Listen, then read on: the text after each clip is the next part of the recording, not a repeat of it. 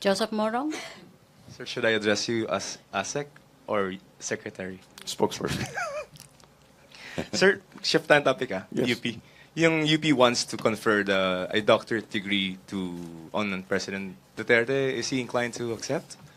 Well, if it's offered, I suppose you would, but it doesn't really matter if it's offered or not.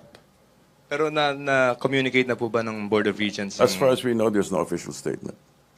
Official communication also. Official communication, none. But he would accept it.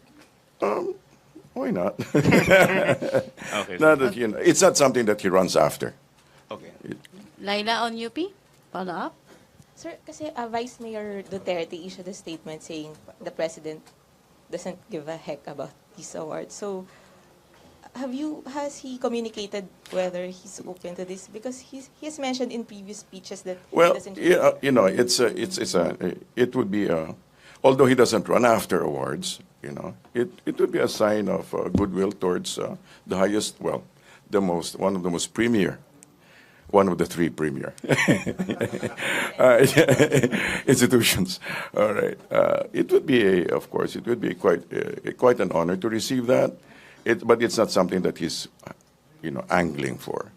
Of course, a sign of respect, mutual respect, would be in place here. There's also been backlash from some people on the internet saying that the President doesn't deserve the award. That's to be expected. Thank you. Okay. Other issue?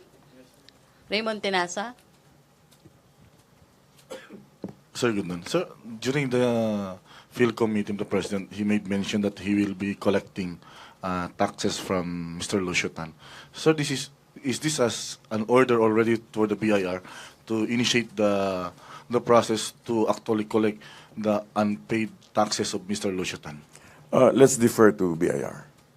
Okay, the matter is really under their supervision.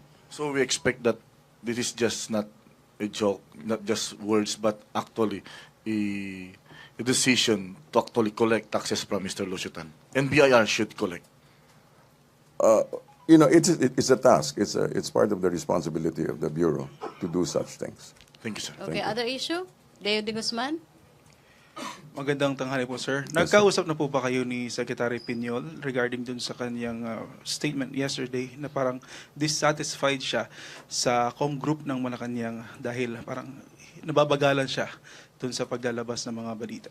Hindi po kami nag-usap, but you know, that is his opinion, is entitled to that. But like I said, these are matters that are best talked about among ourselves. Not among, between departments. So sinasabi niyo po na hindi po kayo mabagal, na nagdi-disagree po kayo dun sa statement niya na mabagal ang spokesman? I think we're very aware of how we work here, right? Okay. We give way to you first. Okay. Thank you, sir. I mean, let's be clear about that. We could be faster than you, but we give way to you. Other issue? Benji Luan? Rosalie Cos?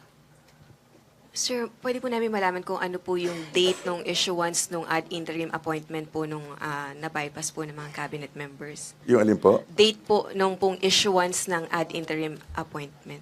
Kailan? March 16. March 16. Pwede po malaman kung bakit lately lang po na-advise? Yung pagpapalabas lang po. Yun ang naano. Pero apparently it was signed 16, March 16. Pwede po namin makuha yung official document copy. We'll make sure that you get a copy of that, okay?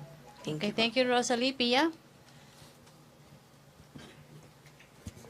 Sir, just a question on EO number 18, because the President repealed EO number 235, saying that the EO was making the processes of getting contracts for defense equipment tedious and slow. But in fact, the EO number 235, which was signed by former President GMA, was meant to speed up the process of defense contracts. And basically, the whole EO takes away powers of the defense chief to approve and delegate the approval of contracts for defense equipment. May we know the rationale behind the EO, and what were the delays that the EO number 235 made that made the whole process I'm not sure I slow? can refer to the second part of your question, but as to the first part, let me just read a short statement.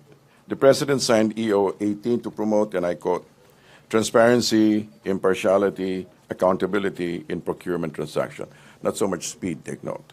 Executive Order 18 repealed Executive Order 235, which limited the authority of the S&D to delegate approvals of procurement contracts and establish a single bids and awards committee for the armed forces of the Philippines. This resulted in unnecessary delays in the procurement of important defense projects. As we all know, the President wants effective and efficient delivery of service, which runs contrary with the setup of EO 235. Sir, in what instances or what concrete examples did that EO that was repealed cause delays? Could We have do. more I do not. We can find out. We can find out. All right. Okay. Oh, Joseph Moro?